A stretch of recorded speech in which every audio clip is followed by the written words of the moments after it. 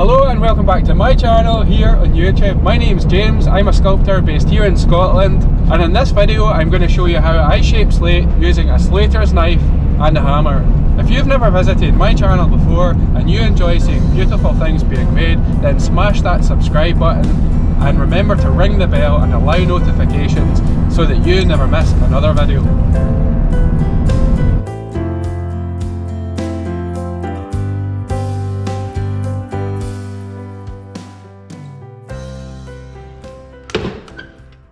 First of all, I just want to say a huge thanks to over 1,000 new subscribers out there since I posted my last video. The reaction's been absolutely tremendous, and in no small part is that due to my brother, Graham Parker, the Hoof GP, who's sent a lot of people over from his channel. So Graham, I really appreciate that. I'm just about to start work on a very big sculpture. It'll be about 2 tons and it's going to be a slate pear, completely stacked out of slate with a bronze stock at the top. So the focus of this video is going to be showing you how I go about shaping slate in preparation for making a sculpture.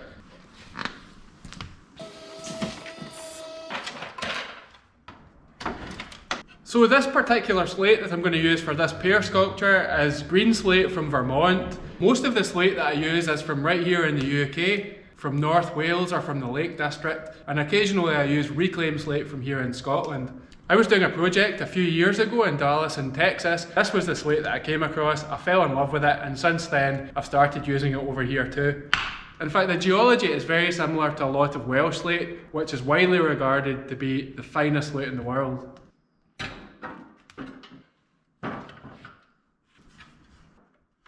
Now, building this pear sculpture will involve shaping around 2,000 pieces of slate to various curves, and then shaping a piece of wood, making a mould and casting that in bronze for a stock. Following another one of my videos, I was asked a question by Angus McNichol. Angus says, "I'm glad your brother sent me here. You're a very talented guy, thanks Angus. Just wondering if you've ever thought of using a slate knife instead of a hammer for cutting the slate." Well, that's a good question that I do get asked quite a lot. As well as being able to shape it very accurately, it's really important that I can be as efficient as possible. So this is a slater's knife. Most often when I'm using this, it's for cutting straight lines. Now the way you go about this is, first of all, you take the slate that you want to shape into a curve, and you need a sharp edge like this. When it comes to shaping curves, you need to move the slate constantly in order to maintain that curve. So first of all, I'll move the piece of steel up to the edge of the table. So before I get on to cutting a curve, I thought I'd demonstrate how to cut a straight line, because really that is predominantly what a slater's knife is used for. I've marked a straight line in here about 1 inch from the edge, just so that we can see how accurately I can cut it. One thing that's not in my favour is I'm just using this old piece of slate here, which is laying in the corner for quite a long time. It's got a couple of really bad flaws through it.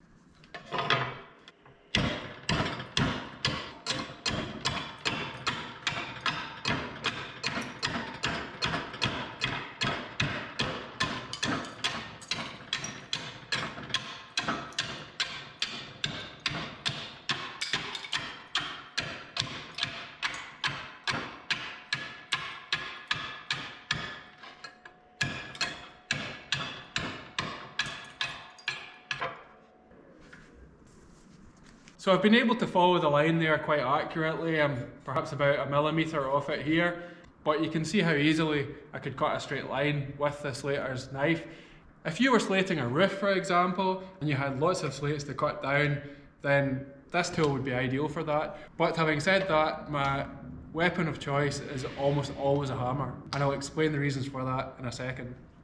But before I do that, let's see how I get on cutting a curve with a slater's knife. Now, just so that you guys at home know what curve I'm trying to follow, I'm going to actually mark a curve in the slate, something I wouldn't normally do, but at least it lets you know how accurate I've been or not been. As you can see, I've just marked this curve here. Let's see how close I can get to it.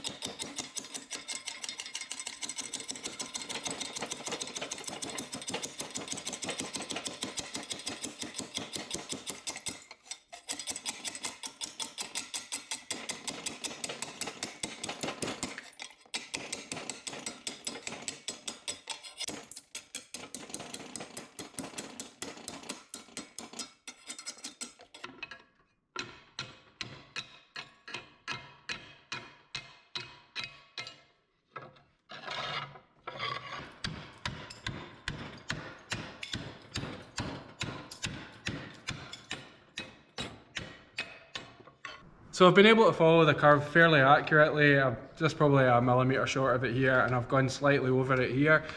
But those little differences all add up to quite a lot when you're shaping 2,000 pieces of slate with a view to making a really precise sculpture. Now I'll set about doing that with a hammer and see how we get on, and you'll see the difference. Again, in the interest of showing you guys at home what curve I'm trying to follow, I'll mark a curve on with the hammer, and then you can see how accurate I've been or not been. After that, I'll go ahead and shape a few circles and more arcs. Let's see how I get on.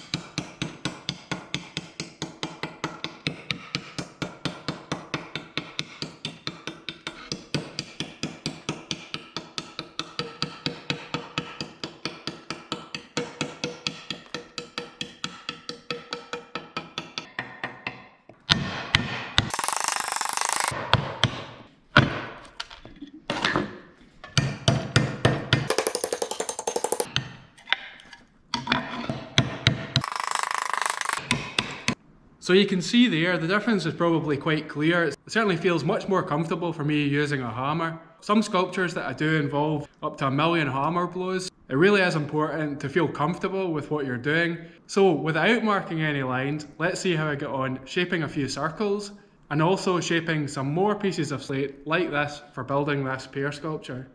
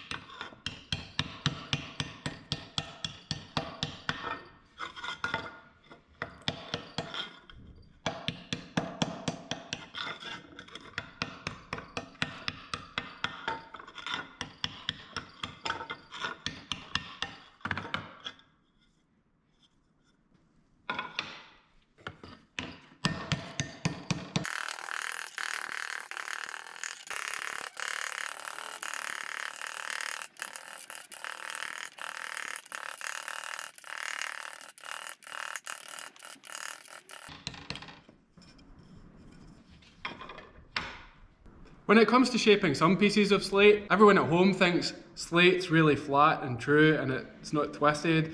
They think it's the same thickness at one end to the other, but just to show you this piece here, it's twisted up at this end and much thicker here than at the other end. So as I go to shape these pieces of slate, I have to think to myself where to put the curve on the slate to make it as easy as possible to make a good job of building it with.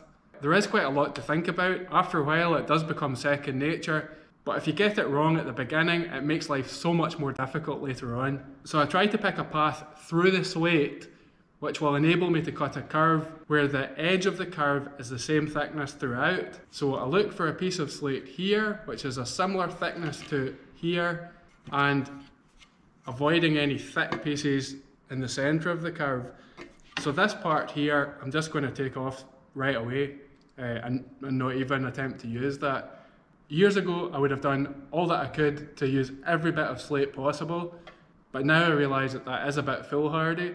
It doesn't lead to the best results at the end of the day, and any slate that might be saved is outweighed tenfold by the amount of lost time.